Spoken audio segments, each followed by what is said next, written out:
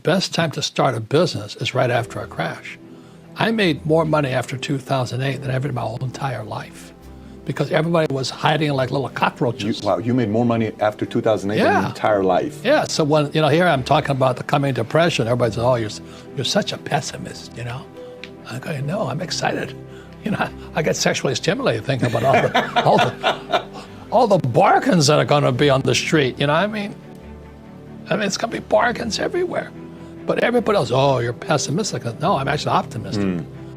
Welcome to the Mindset Evolution YouTube channel, where you'll find the best videos around the mindset to start creating wealth, abundance, and freedom. Watch the entire video so you get to know the top 10 rules on how to become a successful entrepreneur and profit from the massive upcoming economic crisis. Spoken by the real estate master, author of one of the best-selling business books of all time, Rich Dad, Poor Dad, and one of the best living financial educators, Mr. Robert Kiyosaki. Rule number 1. Do you still think saving money is a good idea? Big mistake is, I hear so many people say it's important to save. That's ridiculous. And the reason that's ridiculous is because what happened in 1971 is crucial. In 1971, the U.S. dollar stopped being money. In 1971, the U.S. dollar became a currency. And what that meant is Richard Nixon, in 1971, the president, took us off the gold standard. That's like giving an alcoholic free rein to the bar. Or it's like giving somebody who can't control their spending unlimited credit cards. So what's happening is all the savers today are losers. The problem with 1971 is that the federal government keeps printing money, so the value of your money keeps going down. So these people, I'm saving, and if you notice, as the value of the dollar goes down, prices go up. So they call this inflation. You look at in 1997, oil was about, I think, $10 a barrel. 10 years later, it's about $135 a barrel. So they say it's inflation, but really what it is the dollar's value coming down. So savers are getting wiped out today. So just keep saying to yourself and to your kids to save money. That is not the new rule. That's an old rule. So a very big problem for most people is stop using the word save and use the word hedge. You've got to hedge your money, hedge against losses. Like when I buy a stock, I put a hedge in. I put a stop loss or a put inside of it or a call, whatever I'm doing. I want to stop it. So today, I don't save money, I'm hedging. So in 1997, I started investing in oil, gold, and silver. So as the dollar dropped, oil, gold, and silver went up. So I'm not betting so much on oil, gold, and silver. I'm betting against the U.S. dollar. And that's why this idea that you're going to tell people you need to save money, that's really, really an obsolete idea, because the idea went obsolete in 1971. The U.S. dollar in the last few years has lost almost 80% of its purchasing power. And the prediction is, because this has happened throughout history, it happened thousands of years ago with the Romans, with the Greeks, with the Germans, with the English, the Japanese, and the Chinese. Every time they've made money into a currency, something you could print at unlimited, every time that has happened, the currency has gone to its true value, which is zero. So I am afraid as this economic volatility continues, the savers who were operating by the old rules of money are just going to get wiped out because the purchasing power of their dollar is going to go down. So even if the bank's paying you 5 to 10% interest, you can't keep up with the banks printing money. So that's the old rule of money, is saving money, and the new rule is hedge. You've got to be able to see what's coming up as something else is coming. Rule number 2, the real meaning of focus. But the common wisdom, the old intelligence idea is to diversify, and what I believe in is something else, is increase your financial IQ, your financial intelligence, and instead focus. And what focus stands for is this. Focus is follow one course till you're successful. And so that's what I did in 1973. I signed up for my first real estate investment course. And I just did it and did it and did it. You know, I bought this one little $18,000 place. And I did it again, and I did it again, and I did it again until the point where I understood it. And then I went into becoming an entrepreneur. And I did it, and I did it, and did it. And I'm still learning. And I'm still learning about real estate. And the reason, in 1966, I got into oil when I went to work for the Standard Oil Company. So today, I'm still focusing. I invest in oil and oil and oil. And I don't diversify. You know, it doesn't mean I don't lose. Sometimes I'm lose, sometimes I make mistakes and all this. But I just don't buy good as with all the bad. If you're going to be successful as an investor, you know, diversification is good for the average investor. If that's what you want to be, have a good life. But what I'd rather do is be able to know the good ones from the bad ones, the good investments from the bad investments, the good advisors from the bad advisors, and what's good for me and what's not good for you. Because what I do is not necessarily what's going to work for you and vice versa here. So that's why I really think instead of diversification or diversifying, the new rules of money say follow one course until you're successful and then keep doing it. Because once you find that way of being successful, you can do it again and again and again. Rule number 3, economic crisis equals massive opportunity. The thing is, you see, when people, economies go up, economies go down, we might go into a depression worldwide. Like I said, France is in very big trouble. Germany's okay. England's in big trouble. China's in trouble. So if we go that, we go to a worldwide depression, and it might take 10 years, to come out of it. But during these times, this is the best time. I have made more money in the last 3 years than ever before in my life. I bought five golf courses last year. Out of bank. That's impressive. Yeah. Well, the bank. Courses. Yeah, Donald bought 10. They're giving them away. No one told me. Yeah, but you have to know how to operate them, You have to be an entrepreneur. Yeah. So the banks just call you up and they say that there was 5 golf courses and 1 hotel. In the States? In Arizona, yeah, Golf Mecca, And this Japanese company had it, and they asked me if I wanted to buy it about 5 years ago for $260 million. And I said, doesn't make sense. It doesn't make sense at $260 million. So they told me I didn't know what I was doing. They said, okay, buy. And then this 1 year ago, this summer, the Citibank called up and says, you want those golf courses? And they gave me the money to buy them. Rule number 4, no excuses, even if you start from nothing. You wake up tomorrow morning and you're on the street and you have nothing. You don't have a single contact in your network. All you have is the knowledge and experience that you've had throughout your career. How do you build up from there?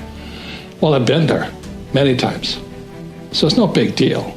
You just figure out what's needed and wanted and you go do it. People always kind of dump on, fast food industry. If I had to do it again, I'd go work for McDonald's. And the reason I go work for McDonald's, whether it's $7 an hour or 15, I don't really care.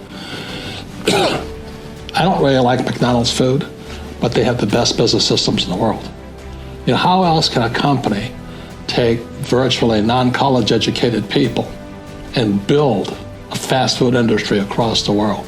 And they have the best systems. So right inside little McDonald's, you can learn everything you need to learn about business except for the management side of it. So I just go work at McDonald's so I can learn even more. So I look at life as learning. I'm constantly learning. I'm reading constantly, studying constantly. I spend most of my time with entrepreneurs. I don't spend my time with people who complain about the economy, So nothing will really change. I just go back to being an entrepreneur. Rule number 5, failure is not an option. My last paycheck, I still remember it clearly. It was one of the worst and the best days of my life. I was in Puerto Rico. I was working for Xerox. And my boss gave me it wasn't a paycheck, it was a bonus check. I think it was about $30,000 taxable. It's the only problem with that. So I got this check and I went, holy mackerel. So I was excited, but I was also disturbed. And so this other guy comes up to me, his name was John, and John says to me, he says, "You're going to be back." I said, "Why?" He says, "Because you're going to fail." I looked at him and said, "Look," a few expletive words, because that's what he did. He left Xerox, failed, and he came back. And I said, "Look, you failed and you came back, but I'm going to fail and I'm never coming back." And that's the attitude. Do you know what I mean? If you say, "Well, if I fail, I'll go back to mommy and daddy," then that's what you'll do. So if you fail, that's when I became an entrepreneur, because I had no money. I had no money for years. I didn't have a paycheck. But that's what my rich dad encouraged me to do. He says, when you don't have this paycheck, you get hungrier, smarter, and it's a test of your character. Will you become a crook? Will you become dishonest? Will you cheat and steal? Or will you become a better human being? So really, that's the benefit of becoming an entrepreneur, is you really find out who you are when you don't have anything. If you're an entrepreneur and you're going to be a big entrepreneur, leadership skills and communication skills are more important than a law degree. So now I have another book that just came out. It's called The 8 Lessons in Military Leadership. In the military, I went to military academy and all that. From day one, you're learning leadership. Day one at the academy, I have to stand in front of 20, 18-year-old kids and go, "Section 10, hut." And naturally, they're going to say, "Screw you," So that's when you learn to be a leader. Now, as you said to me when we first met, the trouble with the military, you got a little rough. So I had a hard time when I came back from Vietnam, and I went to work for Xerox, and people don't like the idea of calling them an asshole and a fuckhead, stuff like that. Yeah, the word is a curse word in the military. Yeah, it's just an adjective. Hey, fuckhead, do this. But they don't. I'm going to call my HR person. I better make some changes here. You know what I'm talking about? Of course I know. You can't talk straight in corporate America. In the military, you can. It's. You have to. Yeah, you have. And they love it. Yeah. You actually get promotions if you do in the military. Well, when I got called names, I said, "Oh, the guy likes me." So that's why for all you guys who are military veterans, you have probably the number one skill to be an entrepreneur, which is leadership, the ability to listen, to not take it personally, and still get the job done. It is the best training in the world. The saddest thing about leaving the military was leaving the guys behind there. They were some of the best in the world. And they weren't all college graduates. They were just my gunners, my mechanics, all this stuff. Camaraderie's priceless. Oh, Jesus, priceless. Camaraderie's priceless. And so all I did when I started the Rich Dad company was to have that same sense of teamwork inside Rich Dad. That's why there's no ranks and all this stuff in this company. Everybody gets to say what they want to say. People are free to do what they want. I stay out of their way, and we get the job done. Rule number 6, the strongest team always wins. I'm one of those kids that don't like school. School is good for people who like school. But here was my poor dad, head of education, PhD, on the governor's board of Hawaii and all this stuff. And his kid, me, I'm flunking out of school because I can't read, I can't write. I said I couldn't read, I couldn't write. I was bored out of my mind. I was just, hey. So what I did instead was, that's when I met my rich dad. It was my best friend's father, and he used these things called a game. See, games are the best teaching tools. See, when I'm playing this game, this is how the rich taught their kids battle strategies called chess. My rich dad taught me to be a rich man playing Monopoly. We played Monopoly hour after hour after hour. The formula for great wealth of Monopoly is 4 greenhouses, 1 red hotel.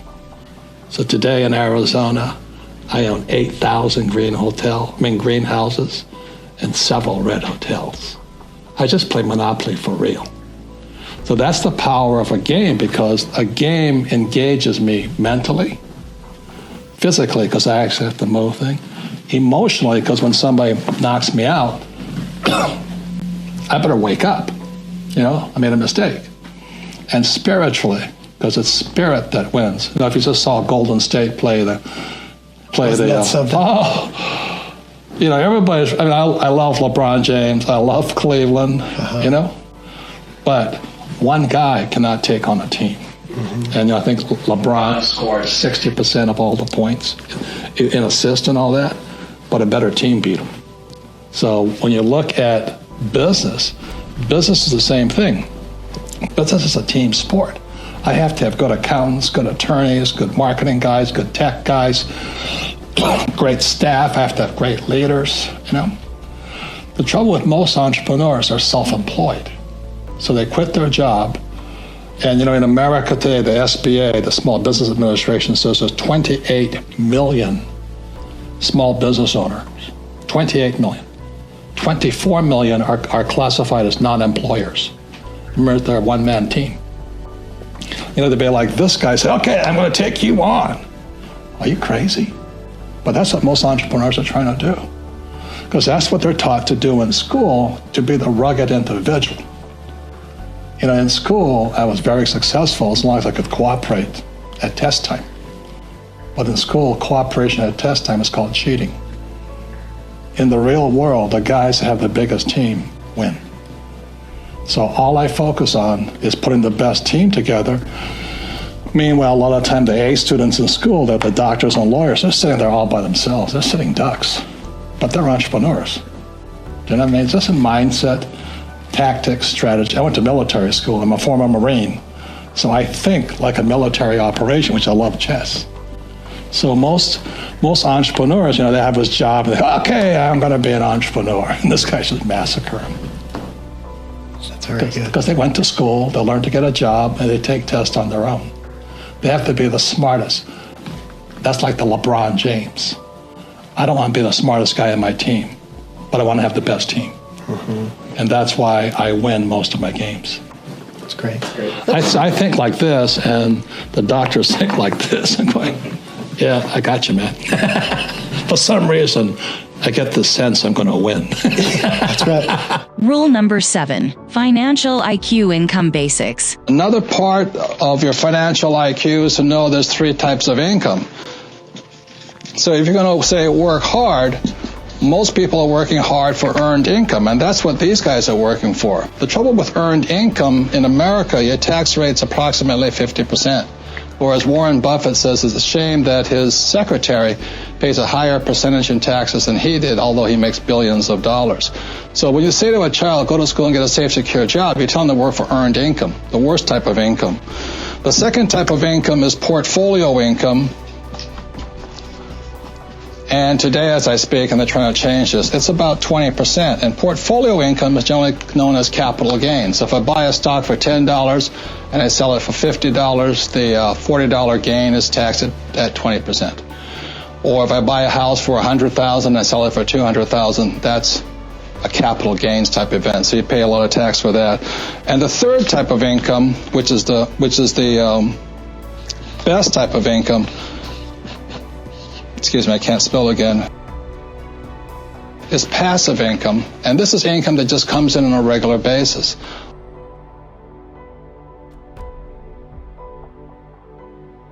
I don't flip real estate generally, not portfolio income. I don't flip stocks. I want passive income. So today, the new rules of money, it's important to understand what are you going to school to become, ES, entrepreneur or investor, and what kind of income you're working hard for, earned, portfolio, or passive. And if you know what you're doing, you can pay 0% taxes legally. And this can be done all over the world. People say, we can't do it in my country. Well, these people can't do it in any country, but in most parts of the world, governments need these people. So they're always giving tax incentives for investors and business owners who work for passive income.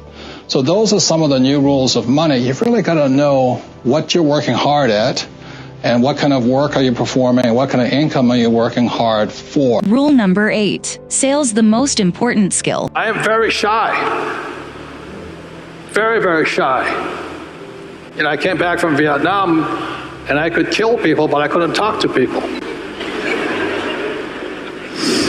And one day I said to when I decided to follow my rich dad's footsteps, I just said to him, I want to be an entrepreneur. He says, you got one problem. I said, what's that? I said, you're shy. I said, what's wrong with being shy? He says, you got to sell. You got to handle rejection. Number 1 skill. Can you handle rejection? Answer is no, I couldn't handle it. So I said, I still don't want to learn how to sell.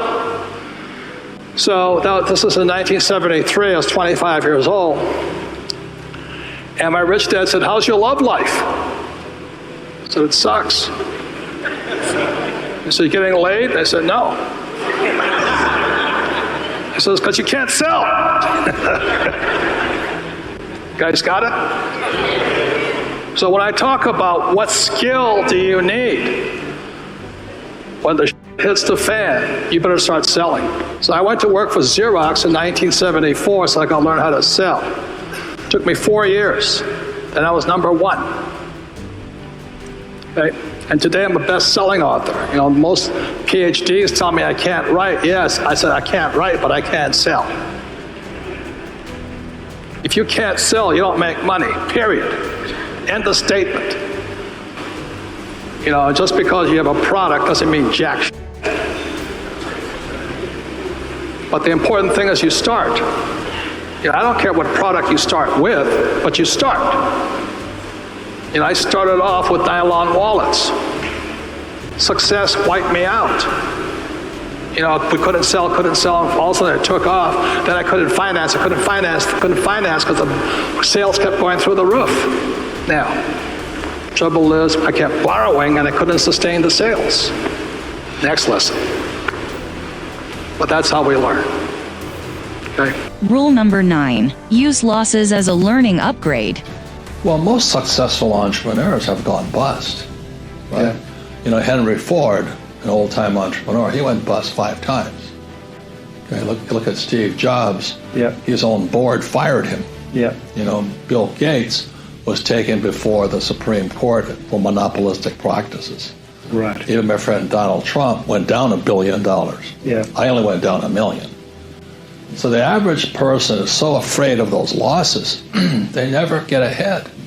Because at school they teach you if you make a mistake or if you fail, you're a failure. But that's not real life. A baby learns to walk by standing up and falling down, standing up and falling down. And our school system punishes you for making mistakes. That's why my poor dad, an academic, was so unsuccessful. He was terrified of making mistakes. Rule number 10. Experience makes you smarter. So the last thing I want to talk about debt is one of the best investments I made because I started off with no money like most people. You know, my first investment was a little $18,000 condo in Hawaii, and I made a whopping $25 a month. I didn't make much money on that deal, but every time I did an investment, be it real estate or business, I got smarter because experience makes you smarter. So I started with just a little $18,000 unit. I broke out my credit card. I paid the $2,000 down payment with my credit card, so it was 100% finance. Now, most experts will say you, that's stupid. You don't do that. But if you know what you're doing, you can do it. A number of years ago, I bought a $7 million commercial building. I paid for it with $0 down, and every month after everything is paid for, it puts about $30,000 a month income in my pocket, or $360,000 a year for no money down. So that is the price of having a good education or a bad education. A good education is knowing the good debt versus bad debt and how debtors can win if you know what you're doing. Let me know what you think is the most important skill to be a successful entrepreneur. Is it to have a clear focus or mastering sales? Comment down below. Join the Mindset Evolution by subscribing, hitting the bell and liking the video so you don't miss the weekly uploads. Check out the other videos that will help you to evolve your mindset. Thanks for watching.